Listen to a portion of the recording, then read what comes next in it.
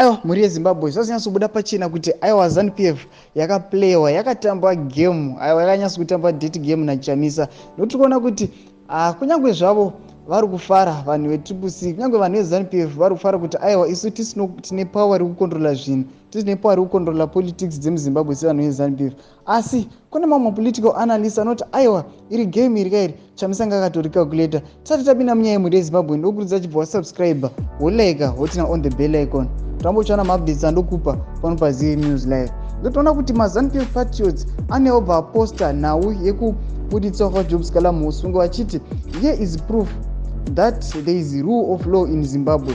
Job Sikhala has been given a 3-year suspended sentence.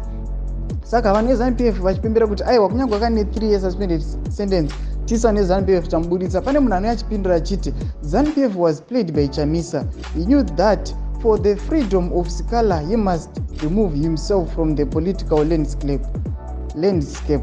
Well done CHAMISA, your chess game is on another level. Saka ari kuchipembedza vanozochamisa achiti aiwa chess game vanozochamisa makatambaka aiwa iri kumberi high level yenyu IQ iri kumberi nokuti makaona game kuti aiwa kuti Sikhala abude musungwa ini ndofanira kumbobuda mupolitics kuti akwanise kubuda vachiona kuti vochitanga pafresh page ipi. Aiwa muri yeZimbabwe pane mumwe munhu anouya achipindurawo munhu weZAPA anouya achiti nice play ZANU-PF, nice play. This is the same party that released Lookout Masuku just before he died. Election is over, so now he can go home. Aiwa muri Zimbabwe ndo mashoko yachitaurwa chimbotodze mafungiro iyi munoti kudi pane zviitiko zvakaitika izvi zviri kunzi aiwa ZANU yakatambwa naCHAMISA. Pina comment section medu mutudze mafungiro enyu aiwa musakangana subscribe kulike kuchona on the bell icon tombochiona maupdates andokupa pano paZVAENDWA live.